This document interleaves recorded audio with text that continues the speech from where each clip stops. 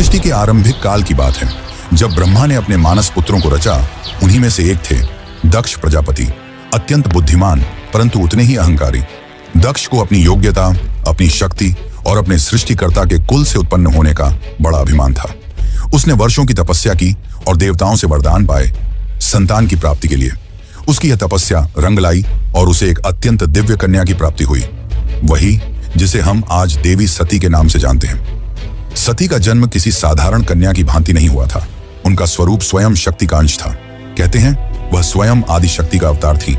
दक्ष को अपनी पुत्री पर गर्व था, लेकिन साथ ही उसके मन में एक अभिलाषा थी कि वह अपनी इस कन्या का विवाह किसी महान देवता, किसी वैभवशाली राजकुमार या किसी प्रतिष्ठित गृहस्थ से करेगा। उसे यह कल्पना भी नहीं थी कि उसकी पुत्री का हृदय वहां बन चुका है, जहां वैभव का कोई मोल नहीं, जहां वैराग्य ही आभूषण है, भगवान शिव। देवी सती बचपन से ही विचित्र स्वभाव की थी। अन्य कन्याओं की तरह ना तो उन्हें श्रृंगार में रुचि थी, ना ही राजसी जीवन की भव्यता में। जब जब वह शिव की चर्चा सुनती, जब किसी आर्षि द्वारा शिव की महिमा का वर्णन होता, उनका हृदय गहरे भावों से भर उठता। शिव जो श्मशानवासी हैं, जो मृग चर्म धारण करते हैं, जो भस्म रमाते हैं और सर्पों को आभूषण की तरह पहनते हैं। आम कन्याओं के लिए यह भय का कारण होता, पर सती के लिए यही शिव उनके अंतर्मन में बस चुके थे। धीरे धीरे यह आकर्षण भक्ति में बदला और भक्ति प्रेम में। अब सती का एक ही लक्ष्य था, शिव को पति रूप में प्राप्त करना। पर यह मार्ग आसान नहीं था। जब दक्ष को सती की इच्छा का आभास हुआ तो वह क्रोधित हो उठा। उसकी आंखों में तो शिव एक जंगल में भटकने वाले योगी मात्र थे। उसने सती को समझाने का प्रयास किया कि वह किसी योग्य, राजसी और सम्माननीय वर को चुने, पर सती अब निर्णय कर चुकी थी। उन्हें किसी धन, वैभव या पद की आवश्यकता नहीं थी। उन्हें चाहिए था वह परम पुरुष जो संन्यास में भी पूर्ण है, जो मौन में भी संपूर्ण है। और इसी लक्ष्य के लिए सती ने आरंभ की कठोर तपस्या। पर्वतों की गुफाओं में प्रचंड वायु और वर्षा के बीच सती ने भोजन तक त्याग दिया।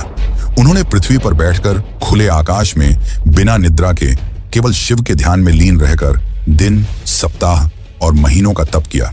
देवताओं तक को आश्चर्य हुआ कि एक कन्या इतनी कठोर तपस्या कैसे कर सकती है। और जब उनकी तपस्या की अग्नि ने त्रिलोक को प्रभावित करना शुरू किया, तब अंततः भगवान शिव ने उनकी भक्ति को स्वीकार करने का निर्णय लिया। पर यह तो आगे की कथा है।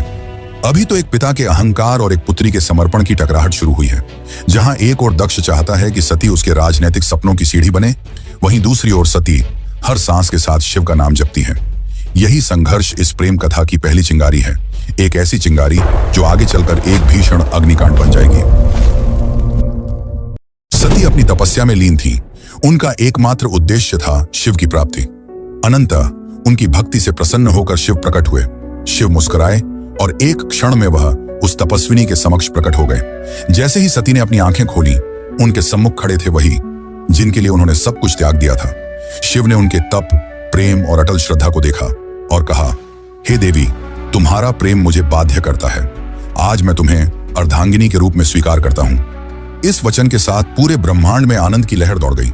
देवताओं ने पुष्प वर्षा की और फिर आया वह शुभ दिन जिसका साक्षी स्वयं ब्रह्मा, विष्णु और सारे लोग हुए। शिव और सती का दिव्य विवाह। शिव बारात लेकर स्वयं कैलाश से निकले, पर यह कोई साधारण बारात नहीं थी। इसमें भूत, प्रेत, पिशाच, नाग, सिद्ध, योगी, अर्षि, देवता सब सम्मिलित थे। शिव की सवारी नंदी थी, शरीर पर भस्म, जटा से गंगा, गले में नाग। यह स्वरूप देख सभी स्त्रियां भयभीत हो उठी, पर सती के चेहरे पर गर्व था। उन्हें अपने शिव पर गर्व था। वैभव नहीं, सत्य का स्वरूप थे वह। विवाह का आयोजन राजसी नहीं था, पर दिव्यता से भरा हुआ था। स्वयं ब्रह्मा ने मंत्रोच्चारण किया, विष्णु ने कन्यादान किया और समस्त लोगों ने इस मिलन का स्वागत किया। यह केवल दो आत्माओं का नहीं, सृष्टि के दो मूल तत्वों शिव और शक्ति का मिलन था। लेकिन इस भव्य विवाह में एक स्थान रिक्त रहा। सती के पिता दक्ष प्रजापति, वह नहीं आए। ना ही कोई संदेश भेजा, ना ही कोई आशीर्वाद, क्योंकि उनके लिए यह विवाह एक अपमान था, एक चुनौती उनके अभिमान को। उनके अनुसार यह मिलन योग्य नहीं था। और यहीं से प्रारंभ हुआ उस अग्निकथा का बीज जो आगे चलकर पूरे यज्ञ को जला देगा। समय धीरे धीरे बीतता है। कैलाश पर्वत पर प्रकृति की गोद में शिव और सती अपना वैवाहिक जीवन शांतिपूर्वक और आनंद से व्यतीत कर रहे हैं। कैलाश की गुफाएं, मंदाकिनी की कलकल धारा और बर्फीली हवाएं सब साक्षी थीं उस दिव्य प्रेम की जो समय और शब्दों से परे था। लेकिन इसी बीच एक और स्थान पर कुछ और ही चल रहा था।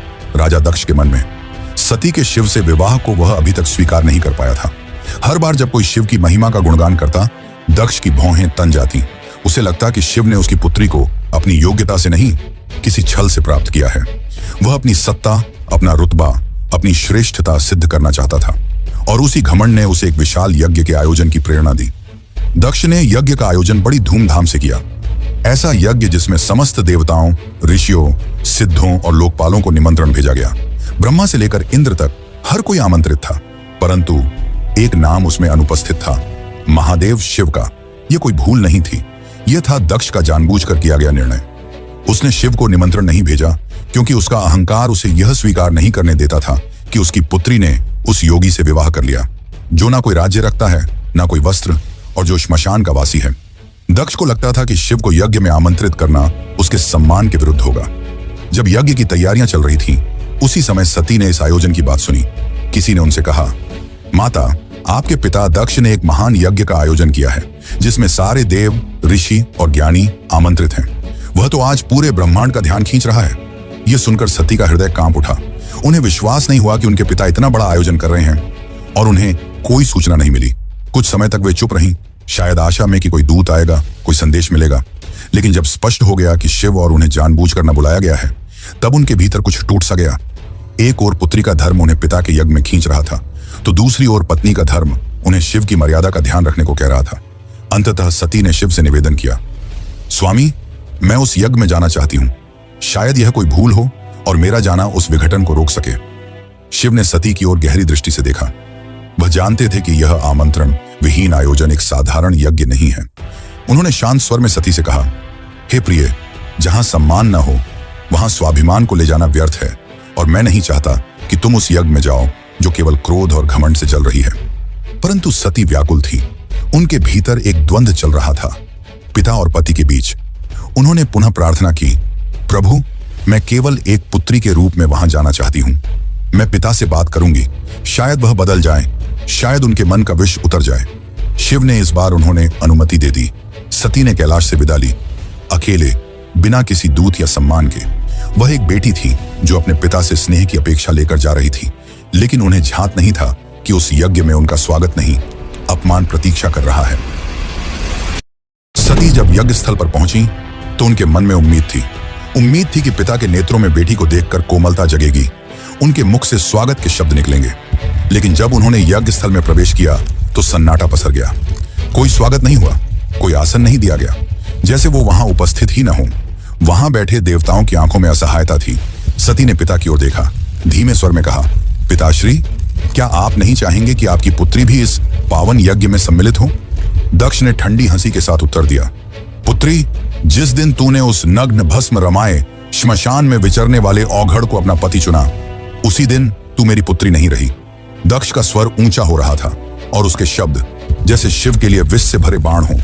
यह सुनकर सती की आत्मा कांप उठी थी। यह केवल अपमान नहीं था, यह शिव के उस स्वरूप का तिरस्कार था जो समस्त सृष्टि का आधार है। वे उठी, सभा की ओर देखा और बोली, तुम सब यहाँ धर्म की बात करने आए हो, यज्ञ की बात करते हो, पर जिस शिव के बिना कोई यज्ञ संपन्न ही नहीं हो सकता, उसी शिव का तुम अपमान करते हो। फिर उन्होंने आगे कहा, जिसे तुम औघड़ कहते हो वही काल का भी काल है, जिसे तुम श्मशानवासी कहकर हंसते हो वही मृत्यु से परे है, और जिसे तुम भस्मधारी कहते हो वही भस्म से मोह को जलाता है। उनकी आंखों में आंसू थे, लेकिन स्वर तेज था, ऐसा तेज कि स्वयं देवता भी सिर झुका लें। सभा स्तब्ध थी, कोई उत्तर नहीं दे सका। लेकिन सती का हृदय अब टूट चुका था। उन्होंने कहा, जिस शरीर ने आज मेरे प्रभु का अपमान सुना है, वह शरीर अब इस संसार के योग्य नहीं। और वे सीधे यज्ञ कुंड की ओर बढ़ी। वहां उपस्थित देवता उन्हें रोकना चाहते थे, पर सती अब कोई नारी नहीं थी, वह साक्षात अग्नि बन चुकी थी। उन्होंने अपने नेत्र बंद किए, शिव का स्मरण किया और अग्नि में कूद गईं। उनके चेहरे पर भय नहीं था, बल्कि एक शांति थी, एक समर्पण था जो पूरे यज्ञ मंडप को झकझोर गई। अब इस यज्ञ की अग्नि से वो तूफान उठने वाला था जो पूरे को तबाह कर सकता था। तो चलिए अब जानते हैं आगे की कथा। लेकिन उससे पहले अगर आपको वीडियो अच्छी लग रही है तो वीडियो को लाइक जरूर करें और कमेंट में लिखें, हर हर महादेव। कैलाश पर शांति थी, पर वह शांति तूफान से पहले की थी। जब भगवान शिव को यह ज्ञात हुआ कि उनकी अर्धांगिनी अग्नि में समर्पित हो गई, तो उनके हृदय में तूफान उमड़ पड़ा। आंखों में वेदना, मन में शून्यता और आत्मा में आग। ये वो शिव थे जिनका क्रोध ही प्रलय कहलाता है। शिव अपनी समाधि से उठे। उनकी जटाएं लहराईं, नेत्र रक्तिम हो उठे और सारा ब्रह्मांड कांप उठा। फिर अपने दोनों हाथों से अपनी जटाएं पकड़ी और उन्हें पृथ्वी पर पटक दिया। उसी क्षण पृथ्वी फटी और उस क्रोध की ज्वाला से प्रकट हुआ एक रूप, भयंकर, तेजस्वी और अजेय, वीरभद्र। वीरभद्र कोई सामान्य योद्धा नहीं था, वह शिव के विकराल रूप का अंश था। उसका शरीर अग्नि सा दीप्यमान था, आंखों में प्रतिशोध की ज्वाला, हाथ में तलवार। उसका प्रकट होना सृष्टि के संतुलन को डगमगाने लगा था। वीरभद्र प्रचंड गति से दक्ष के यज्ञ की ओर बढ़ चला। जिस दिशा में वह चलता, धरती कांपती, आकाश बदलता और देवताओं के हृदय कांप उठते। जैसे ही वीरभद्र यज्ञ स्थल पर पहुंचा, आकाश में अंधकार छा गया और वीरभद्र प्रकट हो चुका था। उसकी उपस्थिति मात्र से यज्ञ की अग्नि थर्रा उठी। वह बिना रुके आगे बढ़ा। पहले यज्ञ वेदी को तोड़ा, फिर वेद पाठ करने वाले ब्राह्मणों को हटाया। उसकी आंखों में एक ही लक्ष्य था, दक्ष। वीरभद्र के सामने कोई नहीं टिक सका। वह अकेला था, परंतु अजेय। उसके प्रत्येक प्रहार में शिव का शाप था और हर गर्जना में सती का विलाप। अंततः वह दक्ष के सामने पहुंचा। दक्ष अब भी अपने अभिमान में डूबा था। वह चिल्लाया, मैं यज्ञ करता हूं, मुझे कोई छू नहीं सकता। वीरभद्र ने उसकी आंखों में देखा और कहा, तू पिता कहलाने योग्य नहीं। आज तुझे उसी अग्नि में भस्म करूंगा जिसमें तूने धर्म का मजाक उड़ाया। और एक ही झटके में वीरभद्र ने अपनी तलवार से दक्ष का सिर धड़ से अलग कर दिया।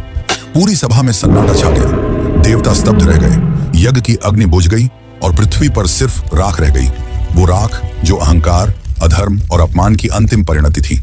वीरभद्र शिव की आज्ञा पूरी कर चुका था। पर यह कहानी यही नहीं रुकती।